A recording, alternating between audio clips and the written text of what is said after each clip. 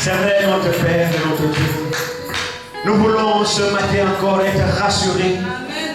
Seigneur, envers le Dieu en qui nous avons cru, nous savons que tu n'es point un homme pour mentir, ni le Fils de l'homme pour te repentir. Ce que ta bouche a déclaré, ta main l'exécutera. Nous sommes heureux, Seigneur, de t'avoir comme notre Dieu. Nous connaissons en qui nous avons cru. Satan est un menteur. Malgré, Seigneur, l'enchantement, malgré, Seigneur, le chantage qu'il nous fait, malgré tout ce qu'il peut agiter autour de nous, nous connaissons en qui nous avons cru. C'est celui qui nous a aimés. C'est lui qui a donné sa vie pour nous réconcilier avec lui. C'est lui qui a payé le prix le plus haut et le plus élevé pour faire de nous sa propriété. Seigneur, que ton nom soit glorifié à jamais. Merci, Seigneur, de te révéler à chacun de nous. Merci d'ouvrir les yeux dans nos cœurs, Seigneur. Merci, oh Dieu, de nous avoir arraché les ténèbres, de nous placer dans ton admirable lumière. Merci, Seigneur, mon Père, de nous avoir rachetés de notre mauvaise manière de vivre. Merci d'avoir mis à chacun de nous ta nature divine, Seigneur, et de nous rendre participants de ta gloire. Gloire, honneur à tous. Merci pour tous tes bienfaits, Seigneur. Merci encore pour tout ton soufflerie ce matin. Merci pour le privilège et pour l'honneur. Seigneur, Ézéchias pouvait dire, les vivants, ce sont ceux-là qui t'adorent. Comme moi aujourd'hui, comme mon frère aujourd'hui, comme ma soeur aujourd'hui. Cette nouvelle année, Seigneur, tu nous as conservé la vie afin que nous puissions t'adorer, Seigneur. Reçois notre adoration. Reçois nos louanges, Seigneur. Pardonne encore nos fautes et nos faiblesses. Merci encore pour ta présence. Nous réalisons vraiment que nous avons trouvé grâce à tes yeux. Et nous encore, Seigneur, ce matin, maintenant que nous pouvons lire une portion de ta parole, viens la bénir, Seigneur. Viens encore nous parler ce matin, Seigneur. Oh Dieu, entretiens-nous ce matin au travers de ta parole. Parle encore à nos cœurs ce matin. Nous voulons encore attendre tes douces paroles. Parler à nos cœurs, Seigneur. Nous montrer ton amour. Nous montrer combien de fois tu nous aimes, Seigneur. Qu'il en soit ainsi ce matin. Bénis ton peuple, Seigneur.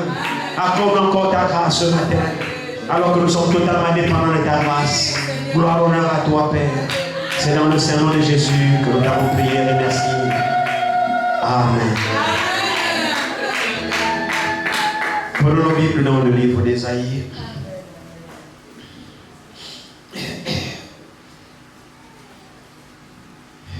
Ésaïe 53. Commençons à partir du premier verset. Ésaïe 53, à partir du premier verset, nous lisons. Qui a cru à ce qui nous était annoncé, qui a reconnu le bras de l'Éternel. Il s'est élevé devant lui comme une faible plante, comme un rejeton qui sort d'une terre desséchée. Il n'avait ni beauté ni éclat pour attirer nos regards. Et son aspect n'avait rien pour nous plaire. Méprisé et abandonné des hommes, homme de douleur et habitué à la souffrance, semblable à celui dont on détourne le visage. Nous l'avons dédaigné, nous n'avons fait de lui aucun cas. Cependant, ce sont nos souffrances qu'il a portées. C'est de nos douleurs qu'il s'est chargé. Et nous l'avons considéré comme puni, frappé de Dieu et humilié. Mais il était blessé pour nos péchés, brisé pour nos iniquités. Le châtiment qui nous donne la paix est tombé sur lui. Et c'est par ses maîtres cieux que nous sommes guéris. Que le Seigneur bénisse encore sa parole. Nous vous asseoir.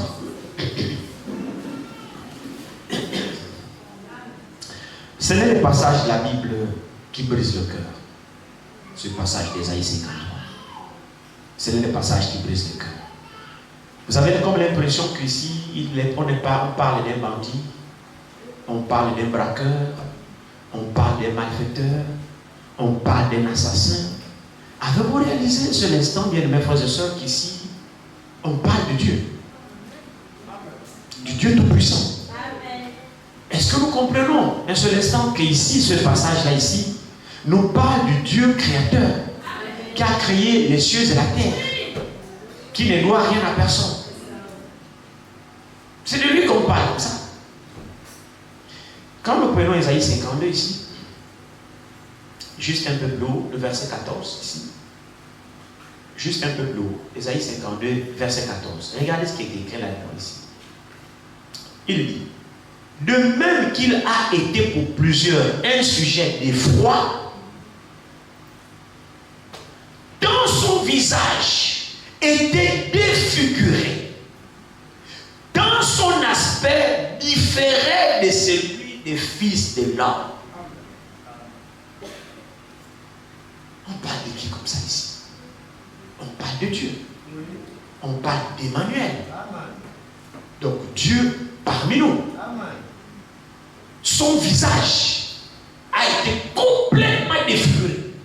Donc le fils de Marie qui est né à Bethléem là, quand il a grandi, 30 ans tout ça, mais à 33 ans, on dit il était méconnaissable. C'est-à-dire que quand on le regardait, le visage défiguré. Comment quelqu'un peut-il subir un tel sort? Qu'a-t-il fait? Pourquoi aller jusqu'à défigurer le visage de quelqu'un? Son aspect n'avait rien à nous plaire, de nous plaire, à nous plaire. C'est-à-dire que lorsqu'on était méconnaissable, frère. Quand on regarde cet homme, mais j'ai envie de savoir de qui on parle comme ça ici. On parle du Fils de l'homme. On parle de Dieu devenu homme. On parle du Créateur du monde, du Créateur de toutes choses, qui a décidé de devenir un homme. Et en décidant de devenir homme, le sort qui lui a été réservé en devenant homme, c'est un sort qu'aucun homme ne peut supporter. C'est un sort qu'aucun homme n'a jamais vécu. On n'a jamais vécu, on n'a jamais réservé un humain un tel sort.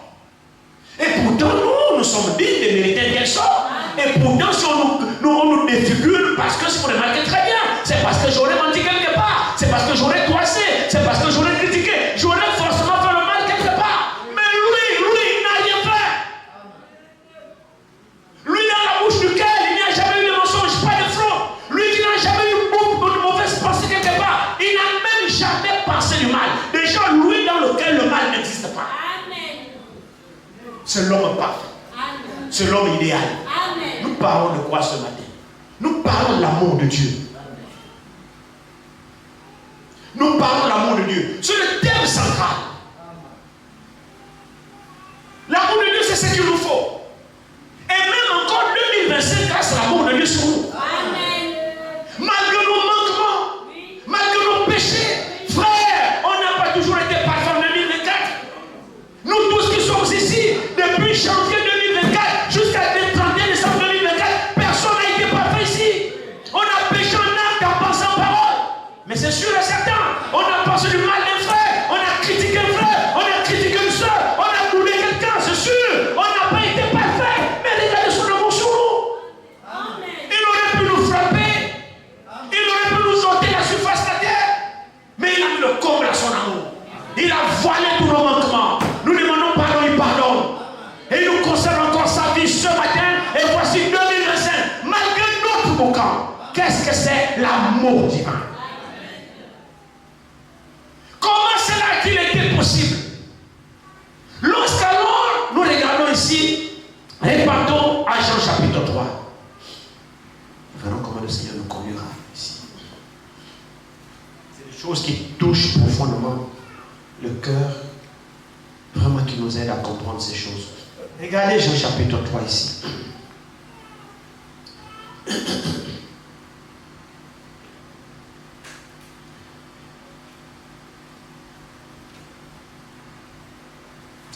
Jean chapitre 3, verset 16 à 17. Dieu a tant aimé le monde qu'il a donné son Fils unique, afin que quiconque croit en lui ne périsse point, mais qu'il ait la vie éternelle. Amen. Dieu, en effet, n'a pas envoyé son Fils dans le monde pour qu'il juge le monde, mais pour que le monde soit sauvé par lui. Amen. Amen. Amen. Dieu a tant aimé le monde qu'il a donné son Fils unique, afin que quiconque croit en lui ne périsse point, mais qu'il ait la vie éternelle. Dieu, en effet, n'a pas envoyé son Fils dans le monde pour juger le monde. Non. Mais pour que le monde soit sauvé par lui. Amen. Maintenant, comment le monde va être sauvé par le Fils unique de Dieu? C'est par la crucifixion. Amen. Alors il a dû être semblable un homme, c'est-à-dire le Fils unique de Dieu, pour que le monde soit sauvé par lui, il fallait qu'il soit un homme, qu'il vienne comme un homme, qu'il ait tous les sentiments d'un homme, il ait tous les sens d'un homme et qu'il se comporte comme un homme. Le Fils de Dieu est devenu un homme pour venir sauver les hommes. Et en tant qu'un homme, il a dû se conformer à l'homme. Il a dû passer par le même chemin de l'homme. Il a dû subir la même tentation que l'homme. Il a pu avoir faim. Il a dû se plaindre de maux de tête. Il a dû avoir la fatigue. Il a dû dormir, veiller, faire tout cela comme un homme. Parce qu'il fallait qu'il soit semblable à l'homme. Le propre Fils de Dieu, en venant dans le monde pour sauver le monde, il fallait alors qu'il s'identifie à l'homme pour qui il est venu sauver. Il fallait qu'il prenne la forme de l'homme et qu'il s'identifie à ce dernier, c'est-à-dire partager ses souffrances, partager le corps du péché dans lequel il était, pour voir la puissance de la tentation, la puissance de ce que le diable fait. Il fallait qu'il vive ces choses, il fallait qu'il s'y conforme. Et pourtant, il était né sans péché. Il est même jusqu'à aller se faire circoncire. Frère, il n'est pas allé se faire circoncire comme signe qu'Abraham a reçu. Non. La circoncision du Seigneur n'est pas confondre à la circoncision que Dieu a donnée comme loi à Abraham. Non. Parce que le signe de la circoncision que Dieu a donné à Abraham, c'était le signe extérieur pour montrer qu'Abraham a la foi. C'est vrai, non? Mais Jésus n'a pas besoin de signe extérieur pour montrer qu'il a la foi.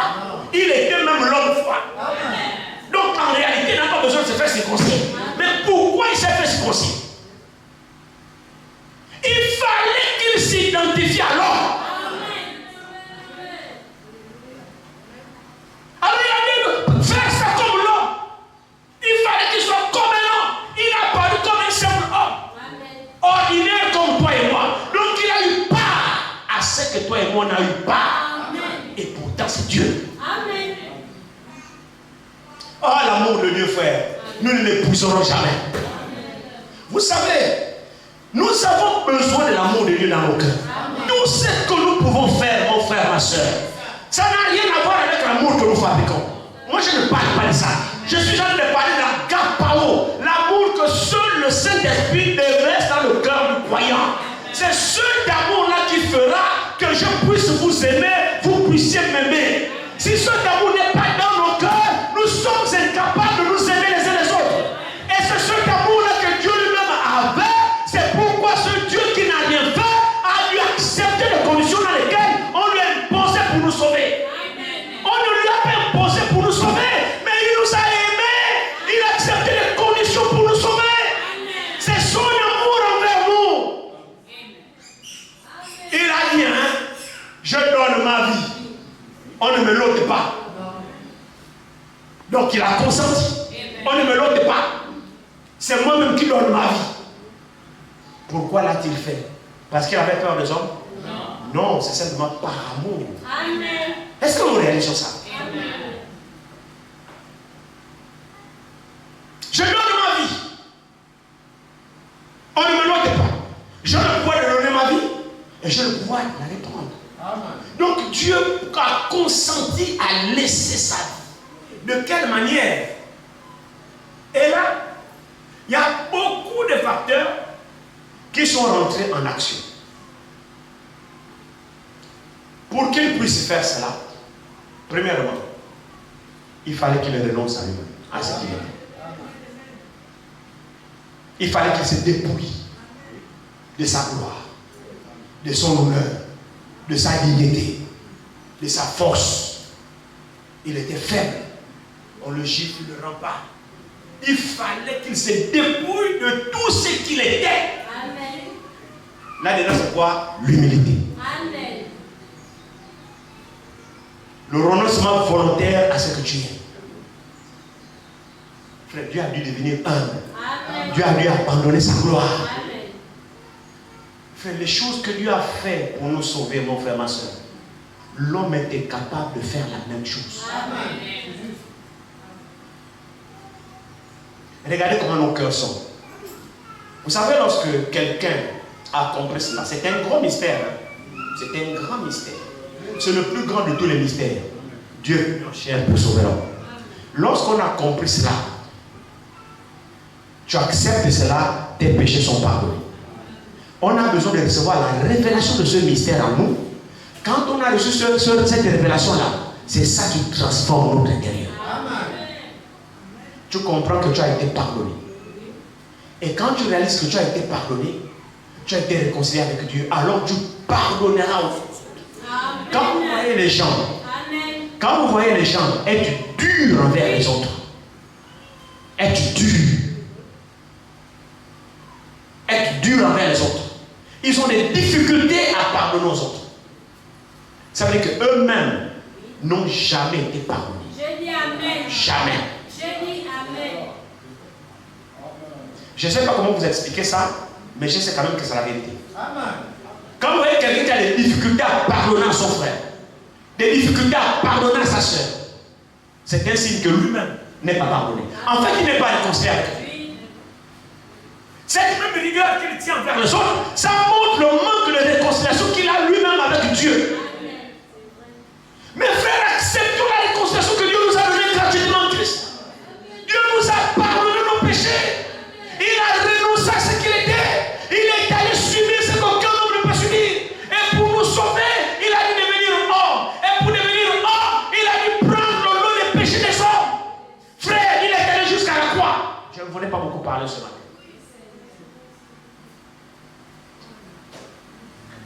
Dieu a tant aimé le monde qu'il a donné son Fils unique afin que quiconque croit ne périsse point, mais qu'il ait la vie éternelle. Dieu en effet n'a pas envoyé son Fils dans le monde pour juger le monde, mais pour que le monde soit sauvé par lui. Maintenant, comment Dieu a envoyé son Fils? Comment le monde doit être sauvé par lui? Qu'a-t-il fait pour que le monde soit sauvé? Il a dû mourir.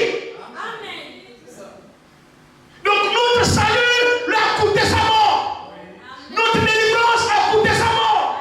Notre guérison a coûté sa mort. Notre paix a coûté sa mort. Notre châtiment a coûté sa mort. Donc notre réconciliation avec Dieu, le prix à payer, c'était la crucifixion du Seigneur. Mes frères, c'est volontiers qu'il a accepté d'aller là-bas. Mais c'est par amour qu'il a fait. Parce qu'il t'aime. Frère, son amour pour toi est fort. C'est pas l'amour d'un mot. Jésus t'aime, frère. Dieu t'aime de tout son cœur. Il te le prouve encore ce matin. Nous avons besoin de pleurer devant le Seigneur. Seigneur, donne-moi ton amour pour que je sois comme toi. Frères et sœurs, quand nous aurons l'amour de Dieu, on aura les yeux de Dieu. Dieu t'a pardonné alors que tu ne mérites pas le pardon de Dieu. Même ce que tu vis ce matin, c'est la grâce de Dieu sur toi. Ne t'enorgueillis pas. L'orgueil ne vient pas de Dieu. La vantarise ne vient pas de Dieu. Non. Frère, Dieu, c'est l'humilité. C'est que toi, c'est pas le Seigneur. Si je peux vivre le futur, c'est pas ta grâce. Plus tu t'abaisses, plus Dieu t'élève. Dieu traite avec l'intérieur de nos cœurs. Dieu n'utilise jamais les orgueilleux. Dieu n'utilise jamais les orgueilleux. Tu penses que tu es ceci, d'accord? C'est seulement l'orgueil qui t'amène. Tu n'as même pas reçu la grâce de Golgotha. Tu n'es même pas digne de la voir. C'est par grâce que tu es sauvé. C'est l'amour de Dieu sur toi. Alors tu as besoin de comprendre ça avec des mots aussi les autres. Oui. C'est vrai, frère. Quand je pense à ce que cet homme a subi, vous savez, je pensais à ça hier. Il est parti à la croix. On l'a crucifié. Quand vous partez maintenant le psaume 22, déjà David, l'esprit de David commence déjà à crier. Mon Dieu, pourquoi m'as-tu abandonné? Il ne s'agissait pas de David, mais il s'agissait réellement du fils de David. C'était Jésus-Christ. Il savait ce qu'il attendait. Frère, s'il aurait pu abandonner, à Gethsemane, c'était compliqué. C'était compliqué. Vous pensez que c'était facile? Vous savez, nous sommes là, c'est comme si c'était un droit pour nous. On est là, c'est comme si nous le méritions, c'est comme si c'était un droit. Frère, le chrétien n'a pas d'orgueil. Le chrétien, c'est quelqu'un qui est reconnaissant toute sa vie. Il dépend de Dieu, il vit par grâce. Ce que je suis, c'est la grâce de Dieu. Alors, quand tu as compris ça, frère, tu aimeras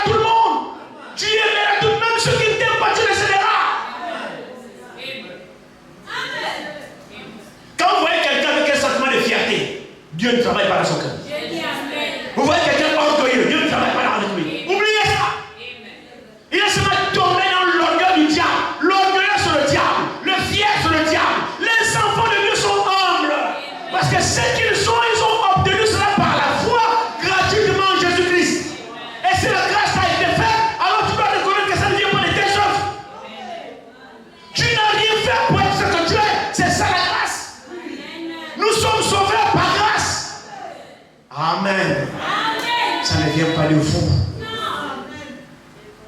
Le chrétien, c'est quelqu'un de humble. Le chrétien n'a pas d'orgueil. Le chrétien ne s'élève pas. Le chrétien, oh, tu connais ce que tu vas faire. Le langage, ce n'est pas chrétien. Non, non, non, non, non, non. Le chrétien, c'est quelqu'un de humble. Il vit par la grâce de Dieu. Tout ce qu'il a, il le tient de Dieu. Et il désire honorer Dieu tous les jours de sa vie. Il glorifie Dieu tous les jours de sa vie. Son cœur est rempli de reconnaissance. Oh Seigneur, merci. Frère, ce matin, on est vivant. Vous pensez peut-être que c'est votre force? Non. Ah, il faut que l'homme comprenne ça. Tu aurais pu ne pas être vivant. Tu aurais pu ne pas te réveiller. Même quand nous dormons, nous ne savons même pas là où nous sommes. Nous ne savons pas là où nous sommes. Tu pouvais ne pas te réveiller, frère. Nous dormons avec des projets. Nous dormons avec les ceci. Nous dormons avec les ambitions. Qui te dit même que demain matin, tu vas voir demain. Tes ambitions là, ils vont. C'est la grâce de Dieu. Chaque jour que nous vivons, sachons apprécier la grâce de Dieu. Sachons être reconnaissants envers Dieu. N'ayez jamais un sentiment comme si ce que vous êtes, même le travail que tu as, c'est Dieu qui te le donne. Il y a des gens qui sont plus diplômés que toi, qui sont plus intelligents que toi, mais qui ne trouvent pas le travail. Mais c'est vrai, bien aimés frères et sœurs. Il y en a, ils sont là avec lui, ils ont toutes les qualifications nécessaires, mais pas de boulot, ils chantent. Mais toi, tu n'as même pas son niveau intellectuel, tu n'as même aucune formation, mais Dieu il travaille. Ne vois-tu pas la grâce de Dieu sur toi? 20 ans à l'hôpital. Tu comprendrais la grâce qui est sur toi ce matin. Je t'invite de faire le tour à l'hôpital. Mieux, vends rien. Quand tu sortiras de là-bas, tu comprendras que Dieu t'aime. Tu comprendras que la grâce de Dieu est sur toi. C'est pas que celui qui est en rien là-bas, Dieu ne l'aime pas. Non, Dieu l'aime. Mais comment tu peux expliquer que ce n'est pas toi qui es en rien, mais c'est l'autre? Tu as fait quoi d'exceptionnel? Frère, ne voyons pas qu'on doit s'approcher à Dieu. Ne voyons pas qu'on doit servir Dieu, frère. Servons Dieu, aimons-le. Si on n'a pas ce d'amour, Seigneur, donne-moi ton amour. Mets-le d'amour que réellement je veux t'aimer. Je veux te servir. Je veux t'appartenir. Parce que ce que tu as subi, pour moi, non. Même mon père ne peut pas faire ça. Ma mère ne peut pas faire ça. Ma femme, mes enfants, personne ne peut faire ce que Jésus a fait pour toi. Vous voyez, alors nous comprenons quand il dit, si quelqu'un aime son père, sa mère, sa femme, ses biens, plus que moi n'est pas digne de moi, il a raison. Parce qu'en réalité, ce que lui il a fait pour toi, personne ne peut faire ça pour toi. Alors il mérite la première place dans nos cœurs. Il mérite la reconnaissance. Nous devons vivre pour lui. Parce que lui, quand il est venu sur cette terre, il a vécu pour nous. C'est ça la vie éternelle. Vivre pour les autres. Il a vécu pour nous. Il est mort pour nous. Il a souffert pour nous. Ce n'était pas pour lui qu'il a fait cela. Non. Il n'avait aucun intérêt dans ça. Mais le seul intérêt qu'il avait, c'était ce qu'il éprouvait pour toi. L'intérêt qu'il avait, c'est ce qu'il ressentait pour toi. L'intérêt qu'il avait, c'est de te voir sauver. L'intérêt qu'il avait, c'est que tu vives auprès de lui. Alors le prix à payer, c'était sa souffrance. Alors plus que tu l'intéressais, tu étais important pour lui, il a dû subir tout cela. Parce que ce que tu représentais pour lui était fort. Nous ne savons pas. Quand nous n'avons pas encore reçu la révélation, frère, sortons de la religion. Ce que je suis en train de vous parler ce matin n'a rien à voir avec la religion. Non, non, non, non, non. Je suis en train de vous parler de la réalité d'un cœur transformé qui a reçu la visitation de Dieu dans son cœur. Il voit les choses différemment. Il construit les choses différemment. Il ne fonctionne plus comme les humains fonctionnent. Même la façon de regarder le frère, la soeur, il ne regarde plus comme ça. Il ne prie pas, il prie pour le vrai. Parce que c'est son cœur qui a été transporté par l'amour divin. C'est vrai. C'est que Jésus a subi pour nous. Chaque être humain sur la terre devait être reconnaissant pour Jésus. Et le servir. Quand je pense que c'était Dieu, Dieu fait homme, le créateur des cieux et de la terre. Regardez comment la nature a prouvé qu'il était le Dieu créateur. À aucun moment la nature ne s'est révélée contre Jésus. Il a prouvé qu'il était le Dieu créateur. Un jour, il prenait la barque. Il était fatigué. Il dormait dans la barque. Alors il roulait. Ça pagaillait, il dormait, il était fatigué. Pour montrer que c'était un homme. Il pouvait se fatiguer. Il pouvait dormir. Dieu ne dort pas. Hein? L'Écriture dit celui qui va sur Israël le sommeil, il dort. Mais là, il est arrivé que Jésus a dormi dans la barque. Pour montrer que c'était un humain.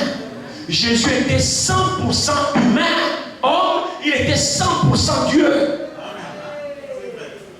Là, en tant qu'humain, il a montré que le corps se fatigue. Comme ce que j'ai ressenti en ce moment. Il a dormi dans la barque. Ça pagaillait. Et là, le diable a profité. Ah, il me fait souffrir. Alors, comme il dort là, je vais le renverser. Il a profité de soulever la mer, de soulever tout cela. Il a profité pendant que le Seigneur dormait. Ce n'est pas Dieu qui dormait. C'est l'homme Jésus qui dormait. Mais le Seigneur était dans l'homme Jésus. L'enveloppe était fatiguée. Alors il a voulu reposer l'enveloppe. Mais celui qui était dans lui ne dort pas. Celui qui était dans l'enveloppe, c'est le Père. Le Père ne dort pas. Mais l'enveloppe dans laquelle le Père était, c'était fatigué. Alors là où les vents, les vagues, tout ça, Seigneur.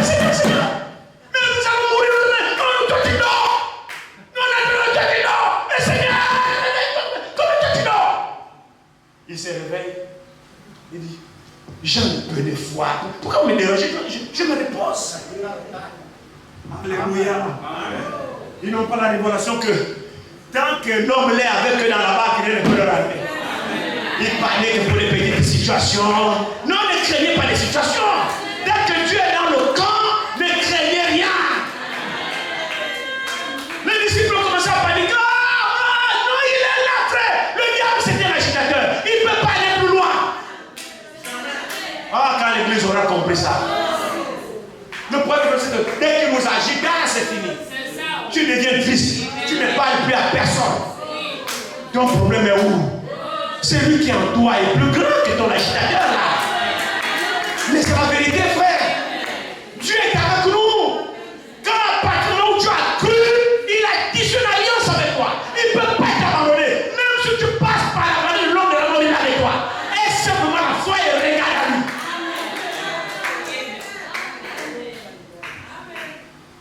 Et il se réveille, mais vous me dérangez pourquoi j'en ai peu de foi. Il voit la pirogue. Il se réveille. Moi je suis fatigué, vous me dérangez. Il regarde devant. Va! Silence! Mais, chut, pas. Aussitôt dit, aussitôt fait. Amen. Le vent chouille. La mer dit, la pirogue stable. Le disciple, mais qui est celui-là à qui même la mer et le vent obéissent? C'est notre Créateur. Ce que vous avez des difficultés à comprendre, c'est le Créateur qui est là. Le Créateur, la nature reconnaît son Créateur. La mer reconnaît son Créateur. Le vent reconnaît son Créateur. Une fois le Créateur parle, la nature obéit. Le seul qui ne lui obéit pas, c'est l'homme. Le vent l'obéit. La tempête l'obéit. Le soleil l'obéit. Même le figuier l'a obéi. Il vient, j'ai faim, il n'y a pas, on mangera plus ton fruit. Il parle, il revient, ça a séché. Parce que tu as parlé, c'est le créateur du figuier. Amen. La nature lui était obéissante. Le seul et pourtant, il n'est pas descendu mourir pour la nature. Vous voyez le paradoxe? Il ne s'est pas fait homme pour la nature. Il s'est fait homme pour l'homme. Il a été défiguré pour l'homme. C'est lui-même qui l'a méprisé. Homme de douleur, habitué à la souffrance. Ce n'est pas la nature qui l'a méprisé. C'est l'homme pour lequel il s'est fait homme pour sauver qui l'a méprisé. L'homme pour lequel il est devenu homme pour le sauver l'a délaissé. L'homme pour lequel il s'est fait homme pour le sauver l'a répandu comme frappé, puni de Dieu. L'homme pour lequel il s'est fait homme pour venir le sauver a défiguré son visage. Ce n'est pas lui-même qui s'est défiguré, c'est l'homme pour lequel il s'est fait homme pour sauver qui a défiguré son visage. Avec la couronne d'épines, c'est une couronne enfoncée dans le crâne. L'homme pour lequel il s'est fait homme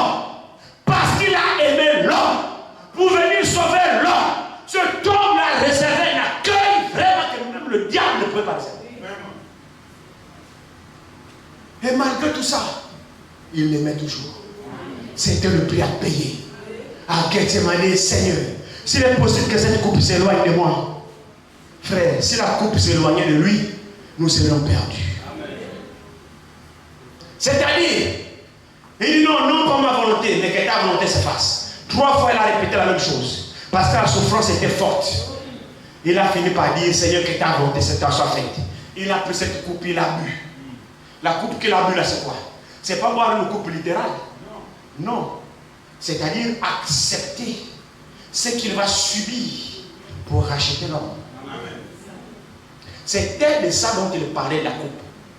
Ça acceptait le châtiment. Ça acceptait la souffrance. Il devait devenir péché. Pas pécheur. Il s'est porté garant de prendre tous tes péchés, tes mensonges là, ta haine là, ta rancune là, ton mauvais cœur là, ta sorcellerie là, ton vampire là, ton mensonge, ton vol, tout ça, tes adultères, tes convoitises, tout ça, il a accepté de prendre tout ça. Il met ça sur moi. Il a porté, frère. Le lot de quoi là qu'il portait, le quoi là, la quoi là, frère, c'est mon péché, mon mensonge de tous les jours là. Jusqu'à aujourd'hui, je continue à mentir. C'est ça qu'il a porté.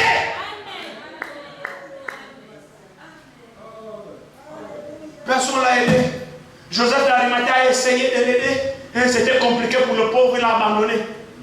Il a repris son fardeau. Grande croix, jusqu'à là-bas. Ce que Joseph d'Arimathie a fait, c'est de prêter son tombeau. Il n'a même pas de tombeau. Lui, le créateur des cieux et de la terre. Il devient homme. Il n'a même pas de sépulture digne. Il n'a même pas un morceau de terre où on peut creuser pour l'enterrer. Il n'y a pas.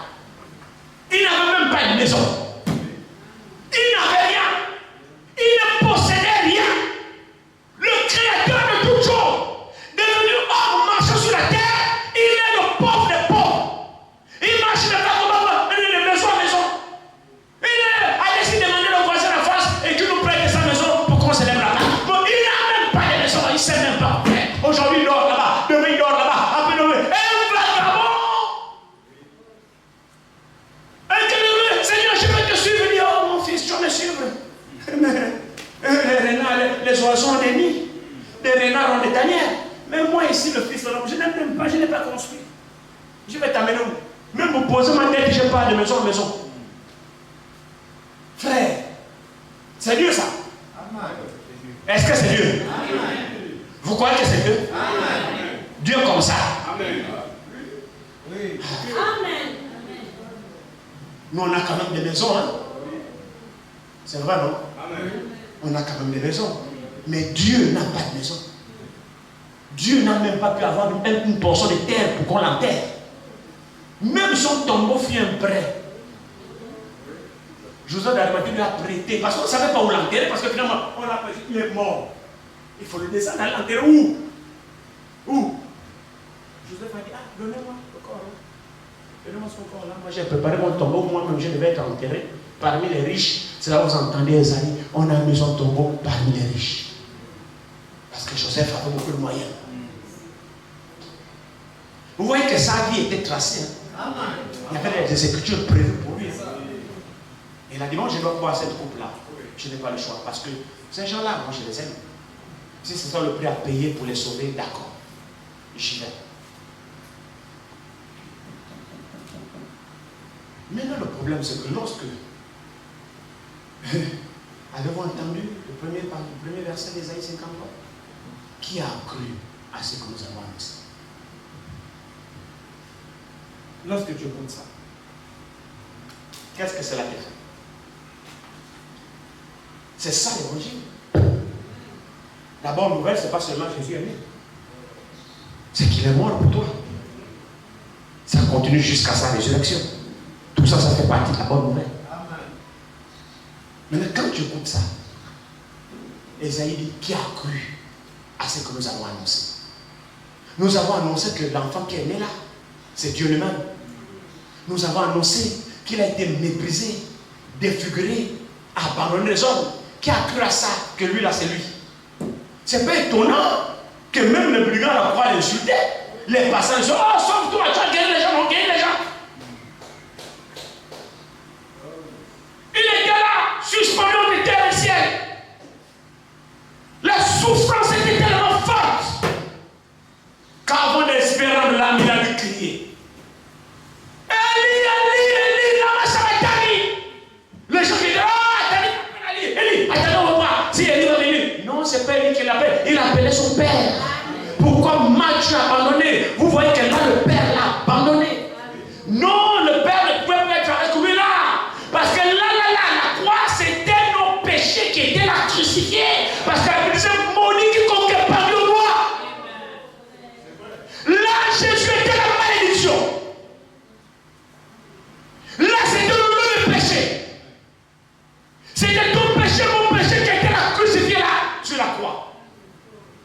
Dieu n'est pas péché.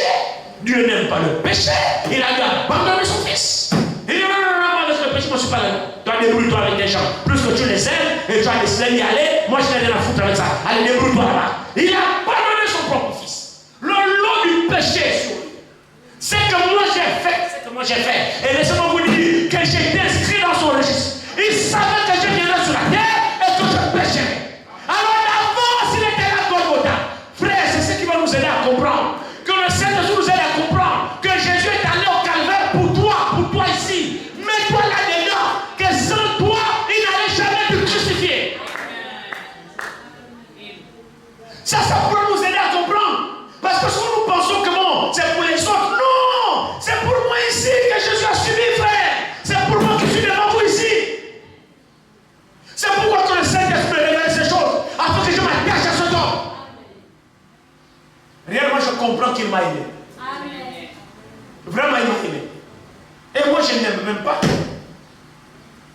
Je lui demande, Seigneur, rends-moi capable d'aimer. Et apprends-moi à aimer tes enfants comme tu m'as aimé. Parce que tu m'as aimé sans contrepartie. Un amour inconditionnel. Le Seigneur ne m'a pas exigé quoi que ce soit avant qu'il m'aime. Vous vous rendez compte? Il n'a pas posé des conditions avant de m'aimer. Et au contraire, il m'a aimé. Dans des conditions où je ne suis même pas digne d'être aimé. Mais là, il m'a aimé. Et il n'a pas fait que me dire qu'il m'aime. Il est parti mourir à ma place. Vous voulez quoi, frère? Quel homme peut faire ça? Nous tous qui sommes ici, nous avons des cœurs limités. Nous avons des cœurs de chair. Nous avons des cœurs de chair. Quand quelqu'un nous embête, une fois, deux fois, il t'énerve, tu prends des résolutions contre la personne. Oui. Nous faisons ça ici. Oui. Tu as parlé à un frère une fois, deux fois, le frère ne t'écoute pas, tu prends des résolutions. Des fois, des mesures draconiennes contre ton bien-aimé, parce qu'il ne t'a pas écouté. Et tu restes là ferme, tu ne fléchis pas, tu joues les sévères. Oh, tu n'as pas le cœur de Dieu.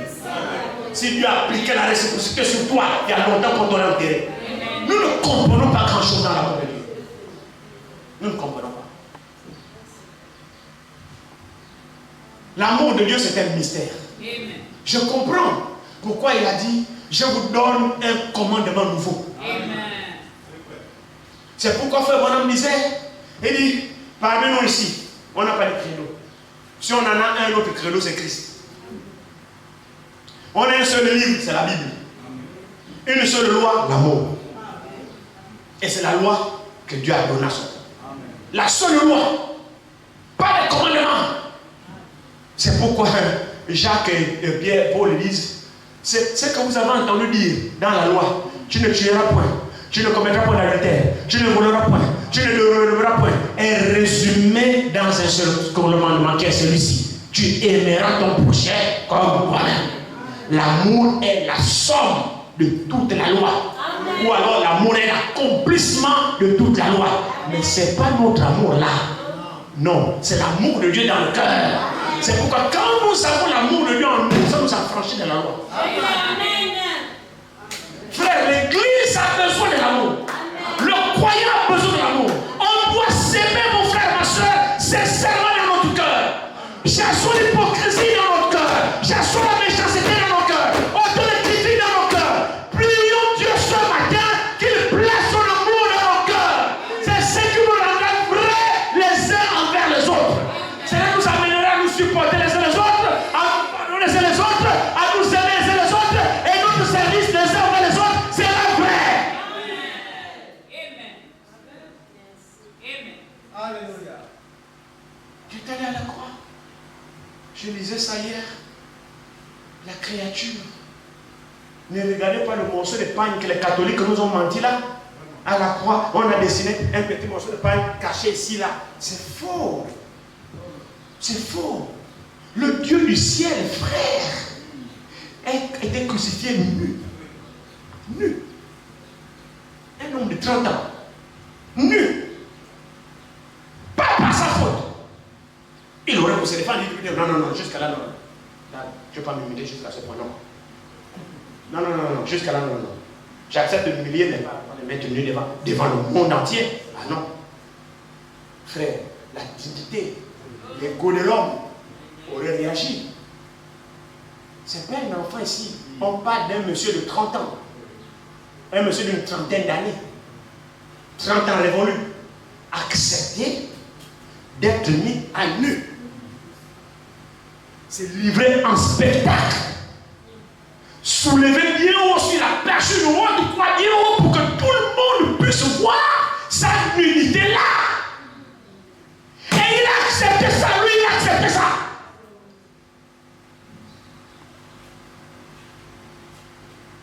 Ça fait mal, hein? Au point où la nature a dit ah non, non, non, non, tout sauf ça. Je t'obéis jusque-là, mais l'océan a dit non, non, non, non. C'est toi qui m'as créé. Tu m'as créé pour présider au jour. Et la lune pour présider à la nuit. C'est toi qui m'as donné les lois. Je sers à éclairer au jour. Et en plein midi, le soleil a dit non, non, non, non, mon créateur, tout sauf ça. Là, je n'obéis pas à cette loi d'éclairer la terre. La Bible dit, en plein midi, il s'est fait noir sur toute la terre. Pourquoi? Mais c'est la créature qui a refusé de mettre en spectacle son créateur. Amen. Pendant que l'homme pour lequel il a subi cela, c'est plaisant de pouvoir le voir livré en spectacle. Oui, descends de la croix, nous verrons le croix, descends de la croix. Mais est-ce que tu sais, tu te rends compte de ce que tu as vécu?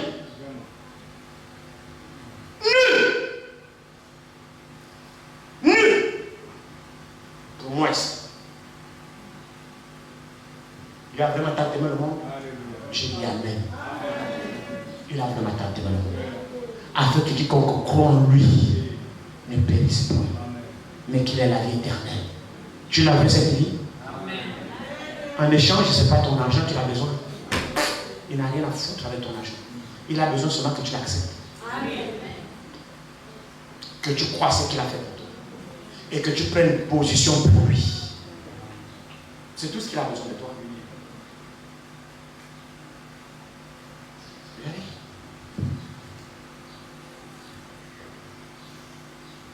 Retournons dans nous libérer.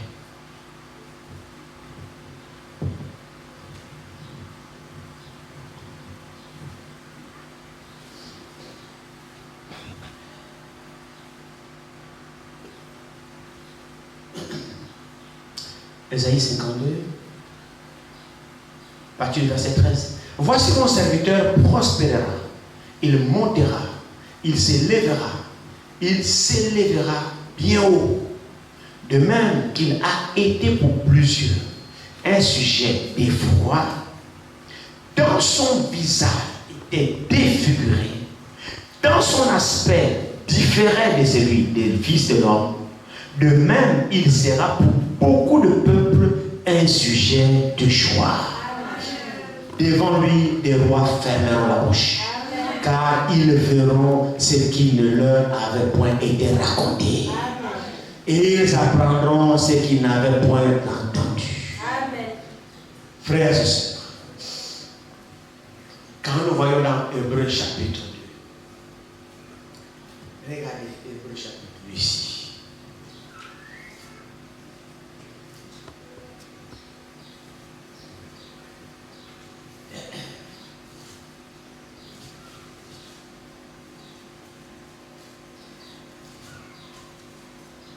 Hébreux 2.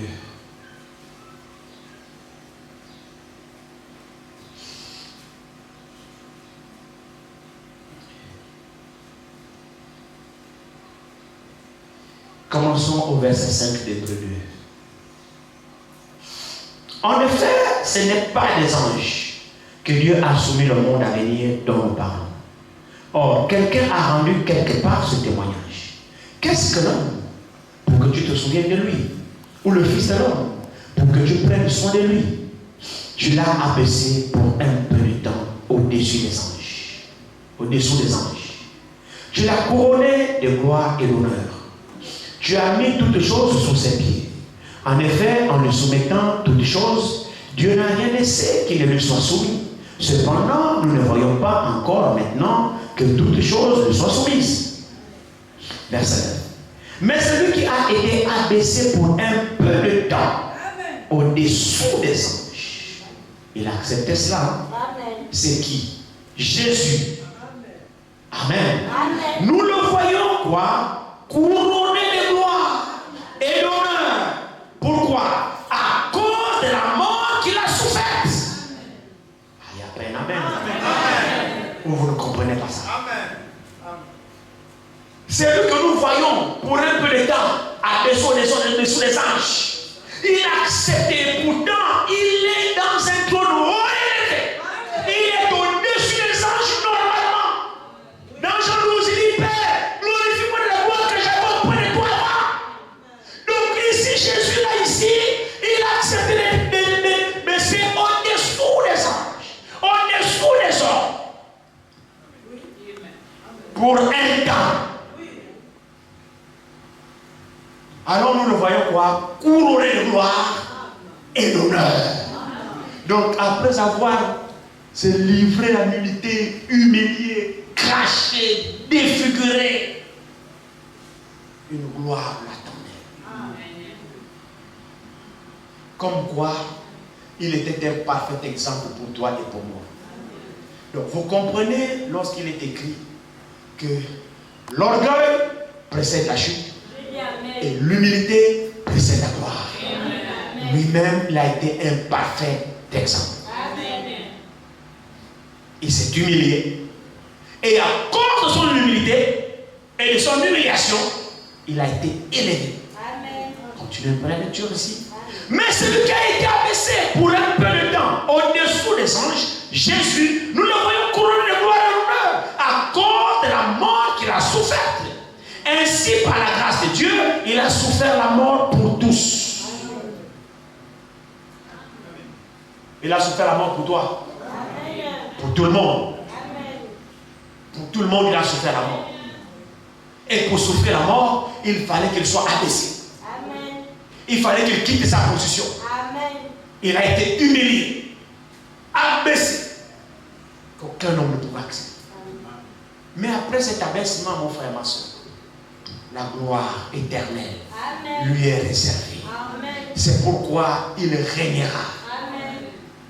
Vous savez, le mystère qu'il y a entre Jésus et Dieu, c'est pas que Jésus est à part, Dieu est à part. Non.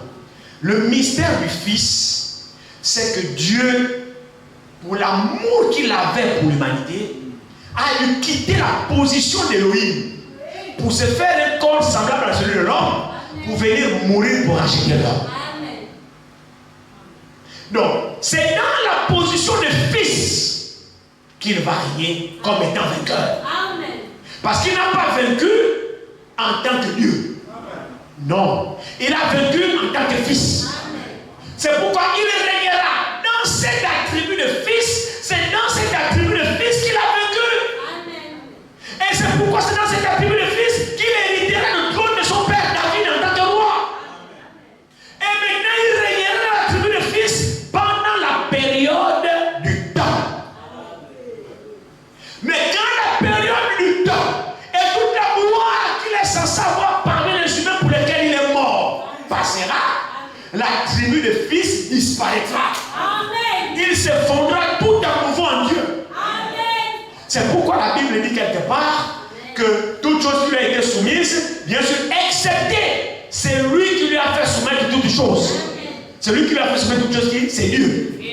Afin que Dieu soit tout à tous en nouveau réunis. Donc l'attribut de Fils, c'est pourquoi les catholiques, c'est une bande d'égarés. Il n'y a pas de Fils éternel. Non. Le Fils est né. Ce qui est né, ça a commencé. Et ça aura le fin. Le seul éternel, c'est pourquoi la Bible dit. La Bible est parfaite. Hein? Quand nous retournons dans Esaïe 5, je pense. Esaïe 9, verset 5. La Bible dit quoi? Car un enfant nous est né. Un fils nous a été donné. Et la domination reposera sur son épaule. On l'appellera admirable, Dieu puissant, Père éternel. Et pourtant, ce n'est pas Père éternel qui est né, c'est le Fils qui est né. On aurait ne peut dire on l'appellera fils éternel.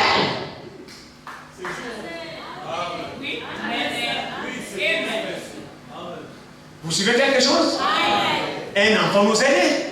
Un fils nous a été donné.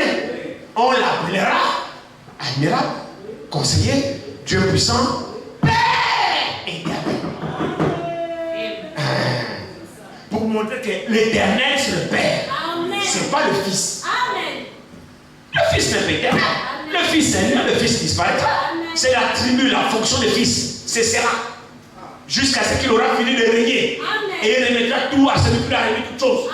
Donc il reviendra de nouveau cet esprit-là qui se trouve au-dessus des cieux, Dieu tout en tous, Elohim qui existe par lui-même. Et c'est là où ça va dérouler dans l'éternité. Jusqu'au milieu, on n'est pas dans l'éternité. Jusqu'au règne de couronne, on n'est pas dans l'éternité. L'éternité, tout se fondera dans l'éternité. Le temps disparaîtra. Tout disparaîtra. Maintenant, nous savons parce qu'il est dans l'éternité. C'est pourquoi nous sommes simplement éternels avec le Dieu éternel. C'est pourquoi l'évangile est donné aux éternels. Nous sommes des éternels. On a une portion de vie éternelle en nous. C'est pourquoi vous pouvez croire à ces choses. Alléluia. C'est pourquoi vous pouvez croire à ces choses. Vous reconnaissez que ces choses sont vraies parce que vous en faites partie. Nous sommes éternels, frères. C'est pourquoi cet évangile nous réjouit. Même si le monde ne comprend pas ces choses, nous nous comprenons. Et nous nous en réjouissons. C'est pourquoi nous donnons tout pour cette parole. Quitte à mourir, mourons. Ne faisons pas de compromis avec cette parole. N'en faisons pas. Dieu est vraiment éternel. Vous savez, il y a quelque chose à laquelle je pensais. Vous voyez un peu lors de la création. Qui croit que Dieu est éternel? Mais quand Moïse dit, au commencement, Dieu créa, vous voyez que là, c'est plus l'éternité. Non. Là, c'est plus l'éternité. C'est juste une portion là que Dieu a voulu donner à Moïse. Bon, écoute, commence à écrire ça au commencement. Mais avant le commencement, il y avait quoi? Nous commençons au début. Dieu a révélé à son prophète, écrit. Moïse, oui, Dieu, écrit. Au commencement, Dieu créa les choses de la terre. La terre était informe et vide. Un esprit de Dieu se mouvait au-dessus des eaux. Écris ça. Toi, tu comprends pas. Nous comprenons que là, c'est le début du commencement. Mais l'homme qui dit à Moïse, dit au commencement là, il existe avant le commencement. Et quand nous poursuivons l'évolution de la création, nous comprenons, Dieu dit. Dieu dit. Dieu dit. Mais il y a une image parfaite ici, merveilleuse. Je crois au chapitre. Regardez un peu ici.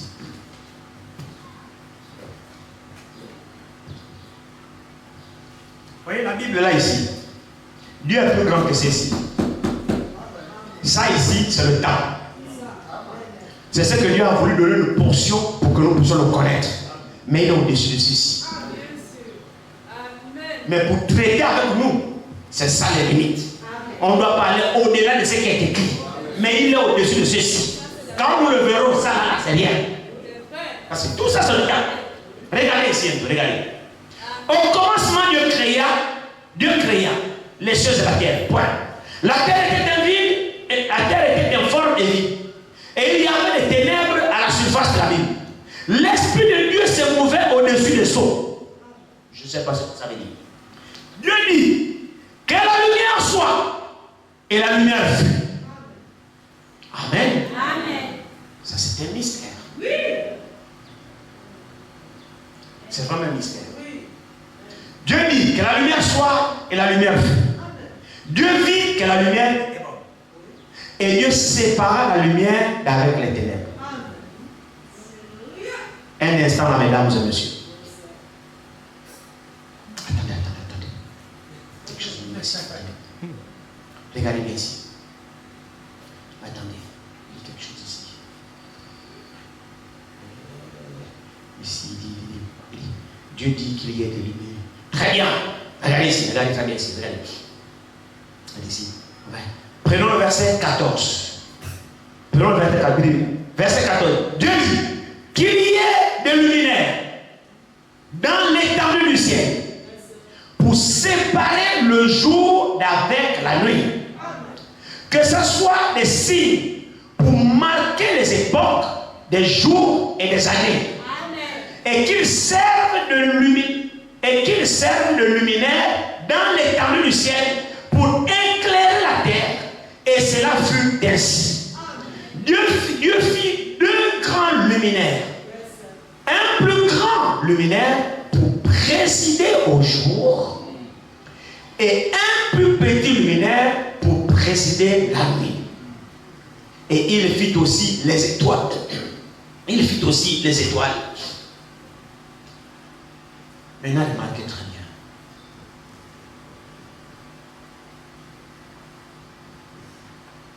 Ah, Dieu est grand.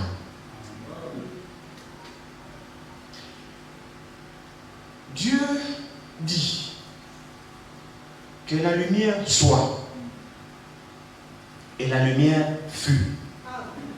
Dieu sépara la lumière d'avec les ténèbres. C'est ça, non? Amen. Maintenant, verset 14 ici nous renseigne que Dieu fit deux grands luminaires. Un pour présider au jour et un autre pour présider la nuit. Donc sur le soleil et la lune. Maintenant, observez très bien.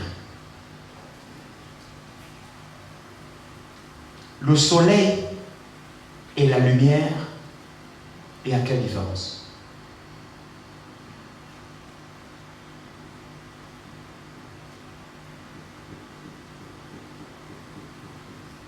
Le soleil et la lumière.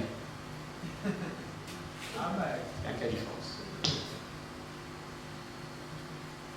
Parce que ici nous voyons, Dieu dit que la lumière soit. Et la lumière fut. Dieu sépara la lumière avec les ténèbres.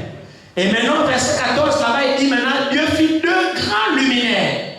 Un plus grand luminaire pour présider au jour, qu'on appelle le soleil. Et un plus petit luminaire pour présider la nuit, qu'on appelle la lune. Très bien. Bon, maintenant, s'il n'y a pas le soleil, il y a la lumière.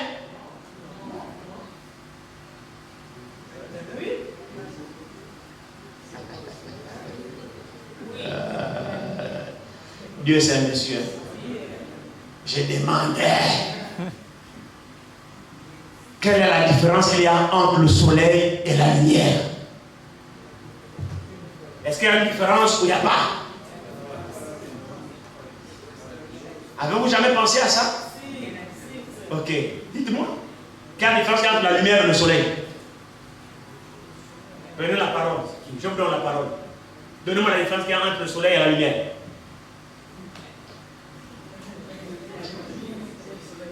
Oui, ma soeur Germaine.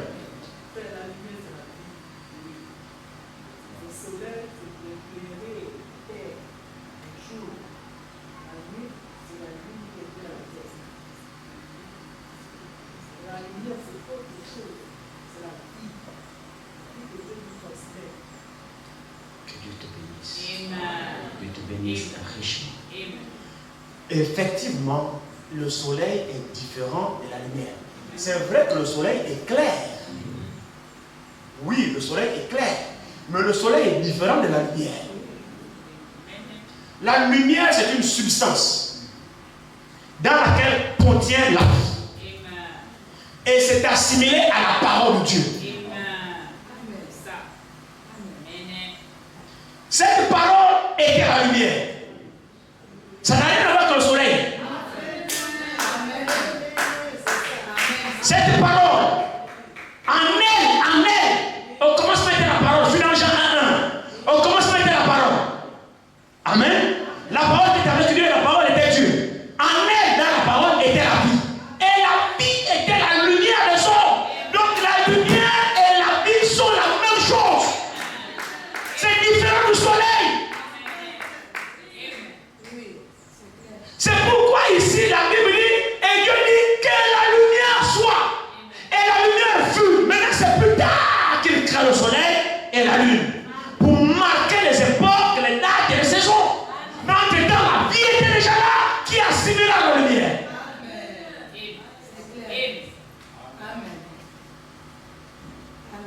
Amen.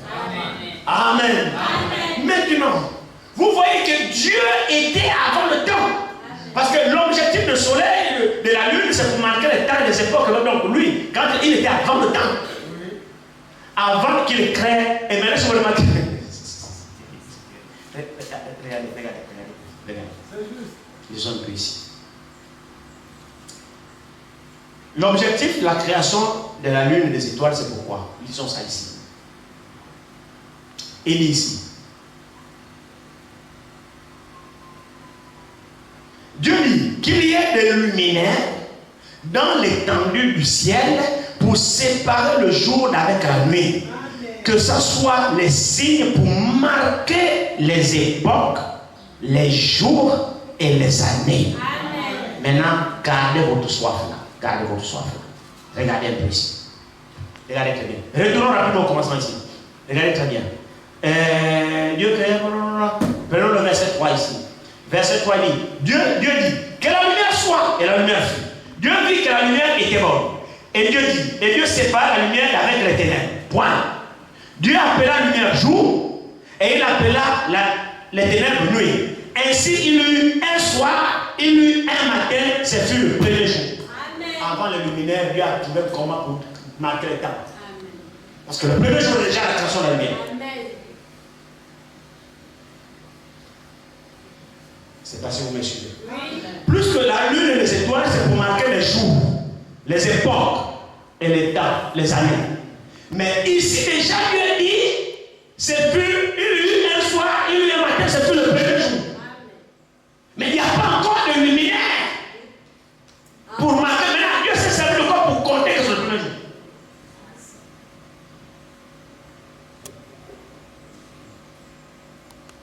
Vous êtes avec moi là? Frère, Dieu est grand. C'est pourquoi Dieu est plus grand que ceci. Mais ce que nous comptons de marcher avec lui, c'est ceci. Nous ne voulons pas aller au-delà de ce qui est écrit.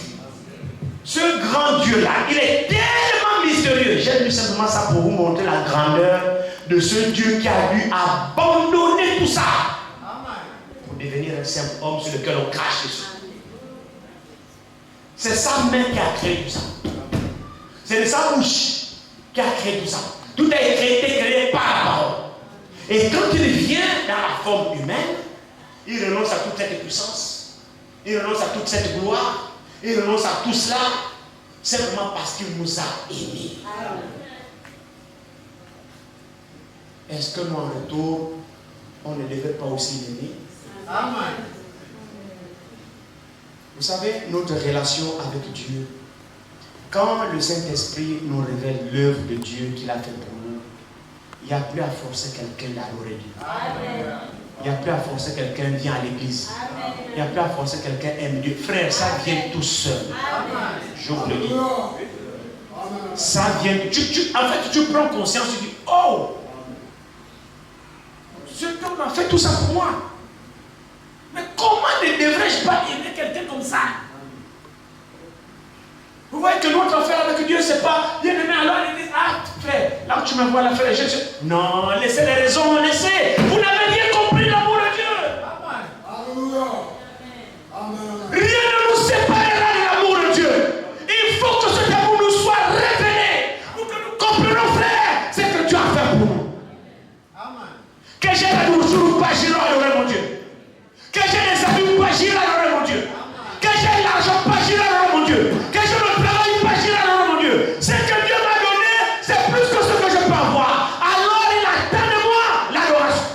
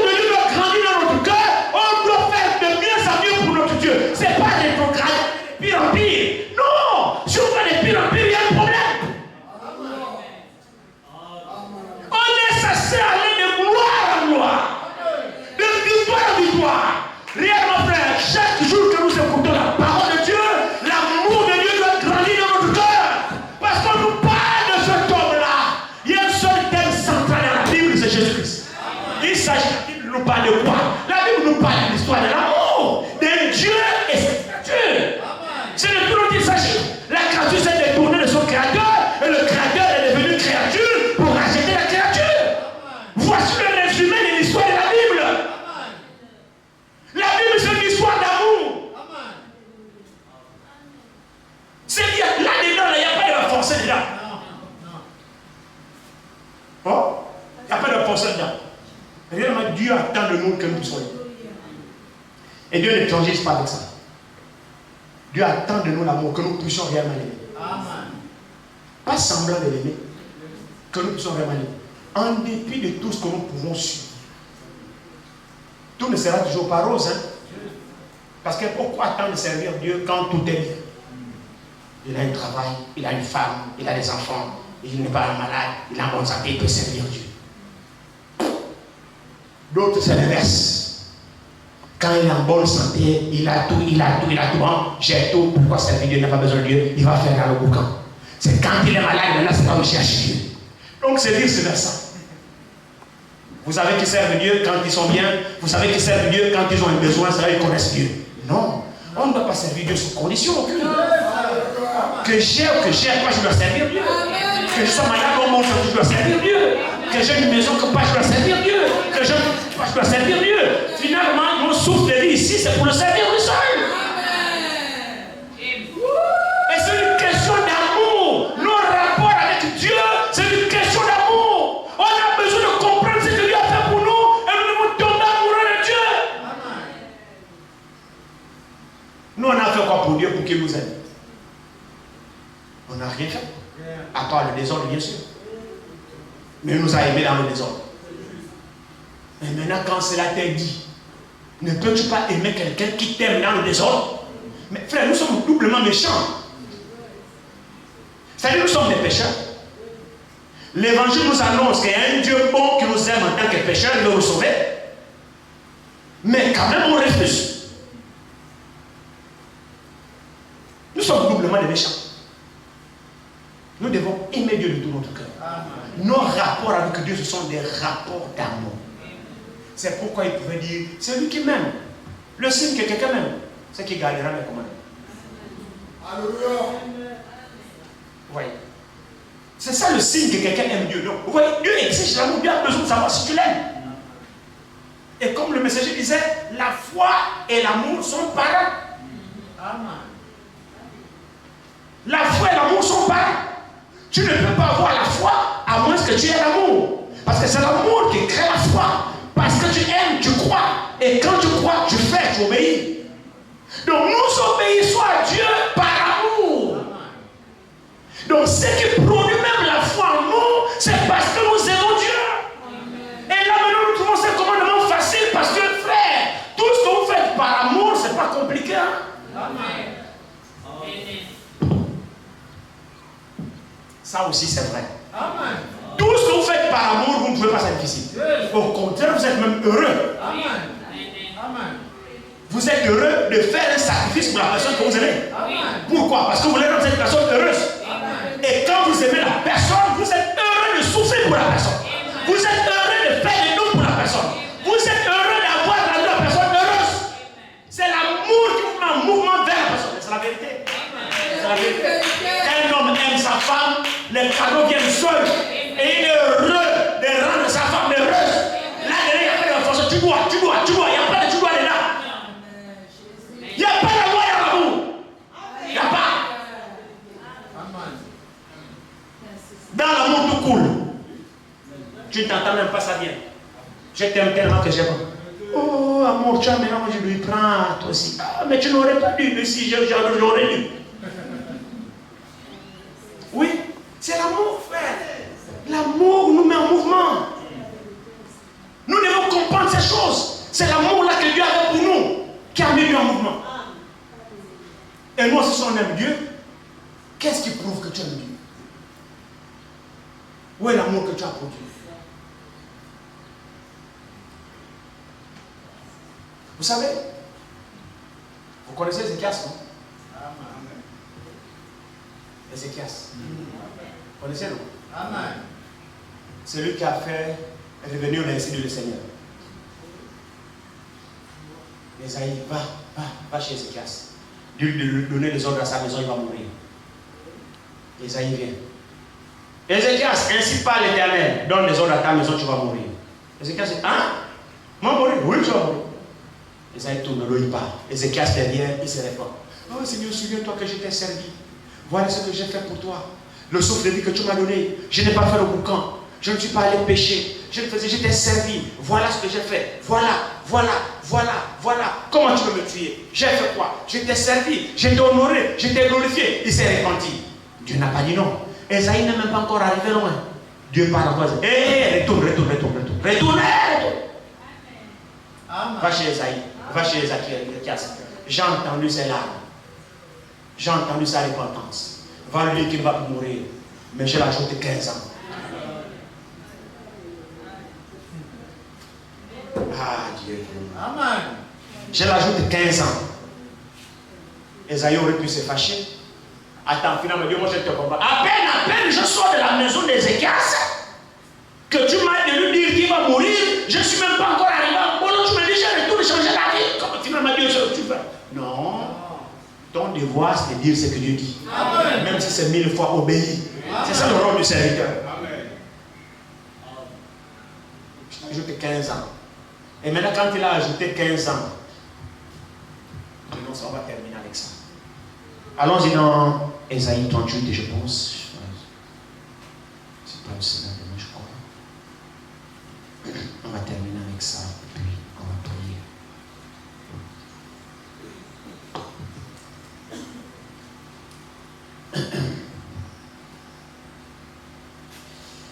Commençons au premier verset d'Ésaïe 38.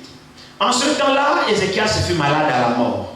Le prophète Ésaïe, fils d'Amos, vint auprès de lui et lui dit: ainsi parle l'Éternel, donne tes ordres à ta maison, car tu vas mourir et tu ne vivras plus. Ézéchias tourna son visage contre le mur et fit cette prière à l'Éternel.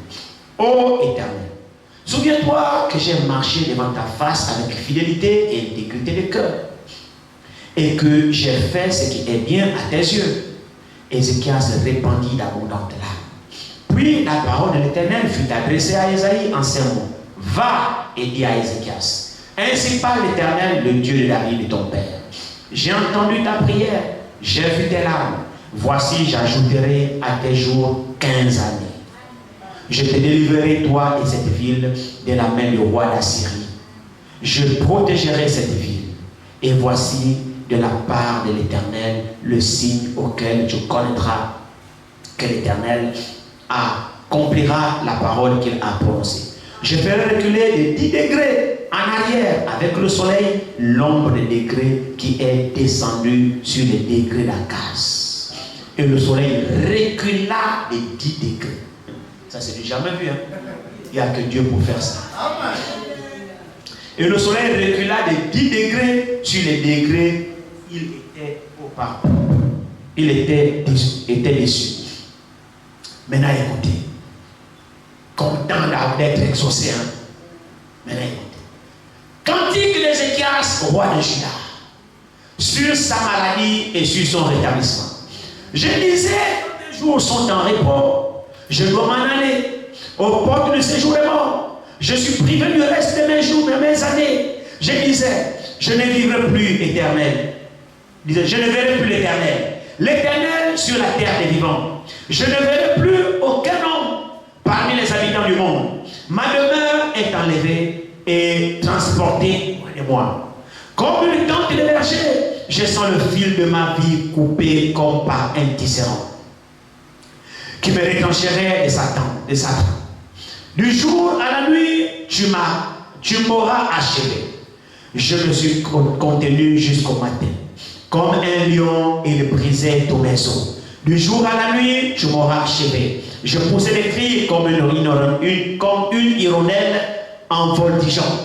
Je gémissais comme la colombe. Mes yeux s'élevaient, languissant vers le ciel. Ô Éternel, je suis dans l'angoisse. C'est beau.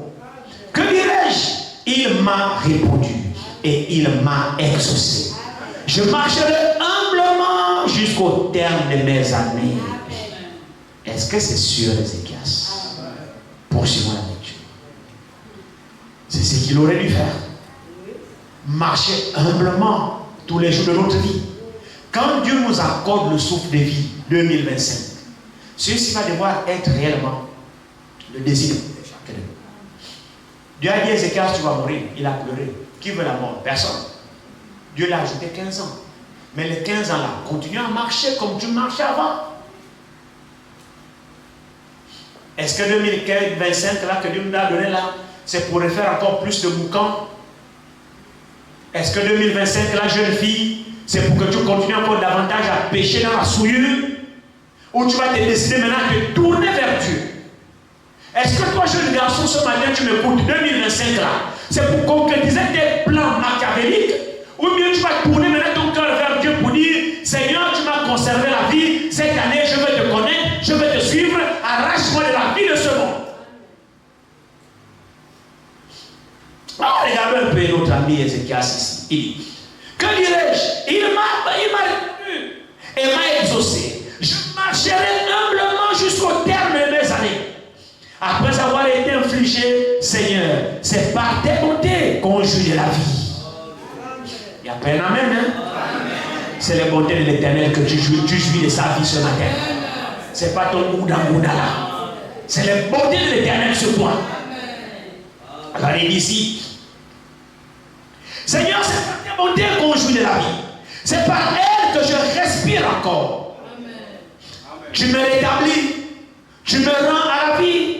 Voici mes souffrances même sont devenues mon salut. Tu as pris plaisir à retirer mon âme de la force de la destruction. Car tu as jeté derrière toi tous mes péchés. Ce n'est pas le séjour des morts qui te loue. Ce n'est pas la mort qui te célèbre. Ceux qui sont descendus dans la force n'espèrent plus en ta fidélité. Le vivant, c'est celui-là qui te loue. Comme moi aujourd'hui. Alléluia. Vous voyez qu'on est vivant en 2025, c'est pour le louer lui, c'est pour le servir lui, c'est pour l'appartenir lui, pas pour prendre la vie là, aller dans la souillure, boire le vin, fumer, souiller, coucher la femme, faire ceci. C'est pas pour ça qu'on est vivant. On est vivant, c'est pour le louer, c'est pour le servir, c'est pour l'adorer. Seigneur, aide-moi, je suis vivant, c'est pour te servir.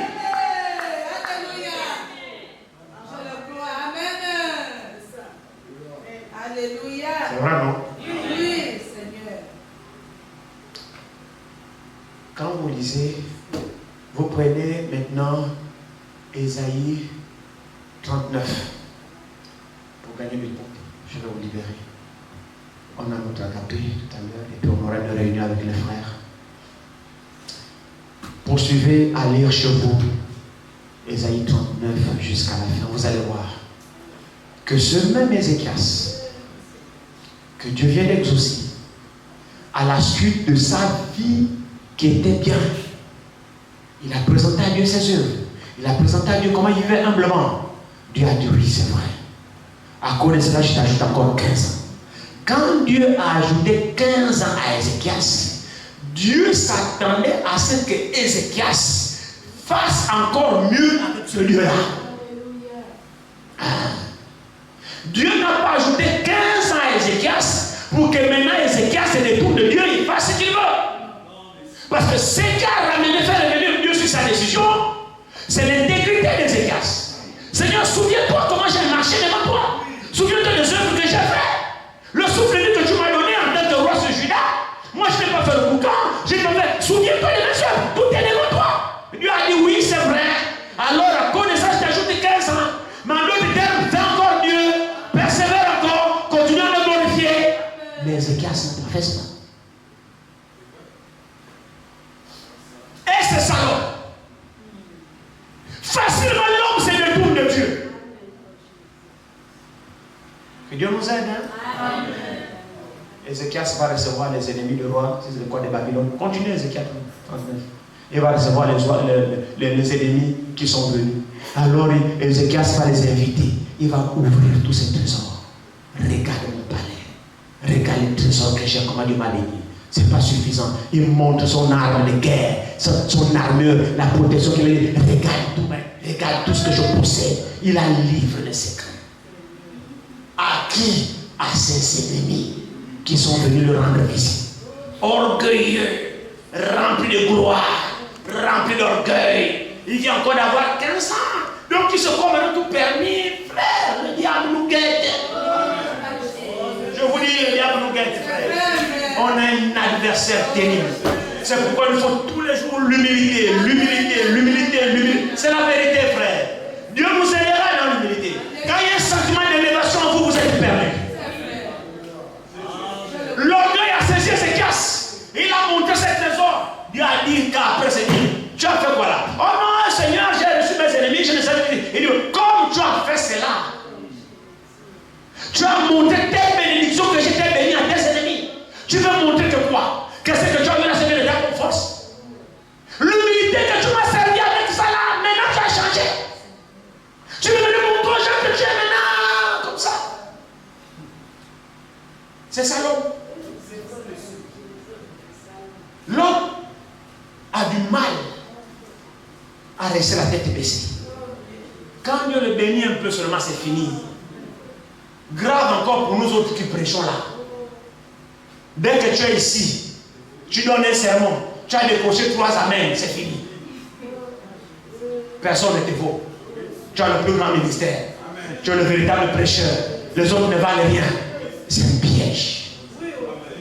Il faut savoir rester toujours baissé. Amen. Si par sa grâce tu as délivré le mot qui ont béni le peuple de Dieu, tu dis Seigneur, je suis un serviteur inutile. Que je reste toujours baissé et que la gloire te soit rendue. Le diable nous guette. La vérité. Servons Dieu. Amen. Aimons Dieu. Amen. Maudissons l'orgueil. Abaissons-nous. Parmi nous aussi, le plus grand, c'est Dieu. Amen. Nous sommes tous les rien du tout. Aimons-nous les uns les autres. Soumettons-nous les uns aux autres. Comme Dieu nous a aimés, nous aussi devons nous aimer les uns les autres. C'est ce que 1 Jean dit. 1 Jean 3. J'ai fait ma Bible, je ne vais pas ouvrir. Lisez 1 Jean 3 chez vous. Vous voyez de quel amour le Père nous a aimés. Que nous soyons tous appelés enfants de Dieu. Amen. Nous le sommes maintenant, pendant que je parle, nous le sommes déjà. Amen. Nous sommes des enfants de Dieu. Maintenant même, nous le sommes. Gardons cette attitude des enfants de Dieu.